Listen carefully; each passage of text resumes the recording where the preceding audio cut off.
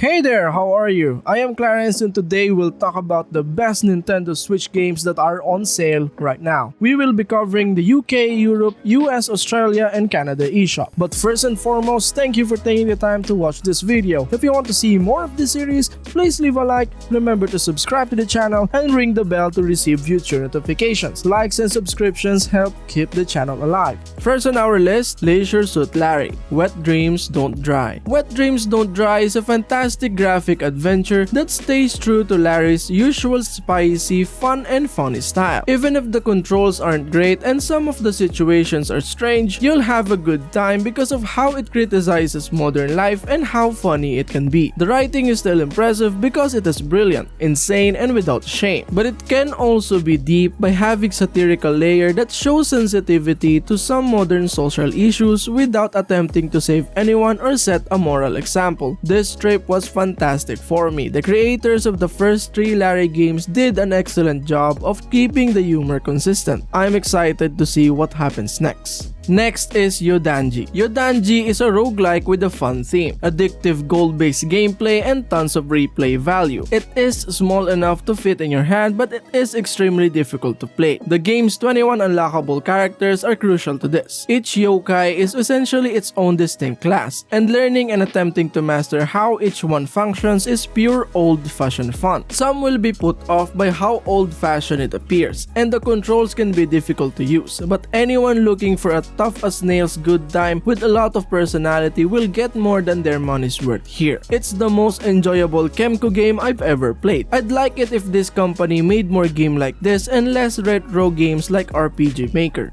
Beat Cop. When I first played Beat Cop on PC in 2017, I had no expectations. Even though it was released years ago, playing it on Nintendo Switch is still a pleasant surprise. The story is captivating and I can't wait to find out what happens next or to replay it to see what else could have happened. Beat Cop is also a decent length. Most people should be able to complete it in 7 to 10 hours because the plot isn't linear and there are multiple endings. You can play it multiple times. Overall, this is a fantastic tribute to the great 1980s cop shows that you should not miss. Because of its clever writing and intriguing premise, Beat Cop is still worth playing. It raises many moral concerns, but it's funny and simple enough that it never becomes too serious. It's a lot of fun and definitely worth a look. Next is Hyper Sentinel. This has a strong sense of passion to it, and it comes across as pure fun. The developers were able to create new versions of ideas that had been conceived decades before. This new shooter not only pays homage to its predecessor, but it also provides a fun, colorful, and difficult to put down experience. Hyper Sentinel is a great game for people who want to have fun on the weekend without spending too much money. It provides enough content and challenges for both casual and experienced gamers. Hyper Sentinel nails the neo-retro aesthetic. You'll be hooked once you realize that the game's look and sound are homages to the original Commodore 64 game and play your first Super Dreadnought battle. Every time you get a game over, your only thought will be how to avoid whatever got the best of you in the next mission. Next up, Dreamscaper. Dreamscaper is a heartfelt and engaging roguelike. Because it has a gameplay loop that is meant to drive a deeper story, the game may be one of the few examples of synergy in the genre. Dreamscaper frequently punches above its weight thanks to its clever upgrade system and heavy acrobatic combat. This one is for those who get lost in games with endless loops. Dreamscaper is a difficult challenge, but it's also a beautiful, moving adventure that does something unique with the well-known genre. Dreamscaper is a randomly generated dungeon crawler with enjoyable combat, stunning graphics, and a moving story that is well integrated into the game's mechanics and design. Dreamscaper is a game with numerous parts that do not all fit together. It combines Hades and Persona 5's great gameplay loops, but it puts them in a slice of life package that doesn't quite fit them. Dreamscaper is a great roguelike that fans of the genre should check out.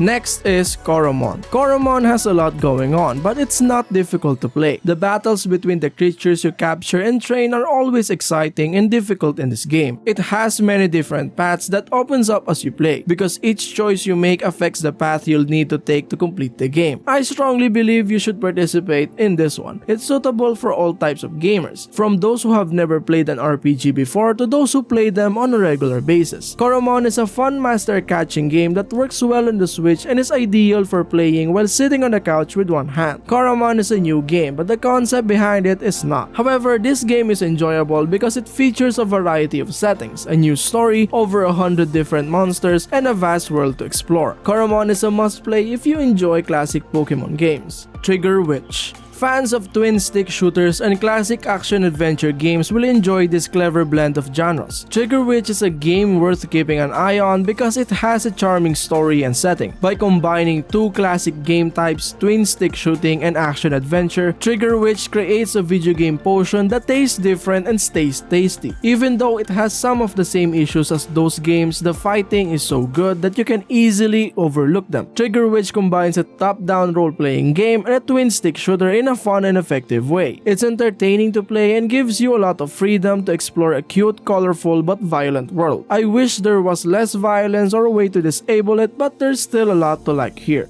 Next up, Summer in Mara. Summer in Mara is a vibrant, colorful adventure with plenty to keep you busy for hours. Fans of this type of games will feel right at home with Koa and her friends, so let's hope this hidden gem is discovered. The performance is excellent, and the atmosphere is lovely, warm, and relaxing, which makes me happy whenever I need a break. I love that I could plant and build whatever I wanted on my own private island. The plot may be a little childish, it lacks depth, and the dialogue is simplistic. Also, the dialogue is fairly long and tedious, and you must simply get through it. If you want to take a break and relax, try this game. You will not be sorry. Next up, Moonlighter. Moonlighter exudes a strong sense of harmony. We can discuss how fantastic the animation is, how fantastic the music is, and how the art style draws us into the world despite the fact that the story is brief. In the game Moonlighter, you can play as both a hero and a shopkeeper. In a dungeon, you fight enemies to obtain items, which you then sell at your shop to earn money to purchase better armor. The excellent gameplay loop and stunning graphics elevate the game to new heights. The game could have used more activities and the story isn't particularly deep, but it's still enjoyable to play. Overall, Moonlighter is a fantastic game that is more than the sum of its parts. It appeals to roguelike fans, action RPG fans, and even lifestyle sim fans. It's a fun to play grinding RPG game that comes highly recommended for any platform. The Sinking City. This game was once in a lifetime experience for me. The atmosphere is fantastic and the game is enjoyable to play, with some detective work and in my opinion decent combat. It stayed with me like a few other games have. The Switch port on the handheld I use is great except for the occasional pop-up that you don't notice while playing. A real gem for me. In every way, the game was fantastic. The story is told well and the quest system is excellent. The writing for the major side quests is excellent and they contribute to the atmosphere of this dark city. I like the combat system because I barely made it through each fight and never felt like I was doing the same thing over and over again. Gray morale is exactly where it should be and is performing admirably. And much to my surprise, it looks and feels great on Switch.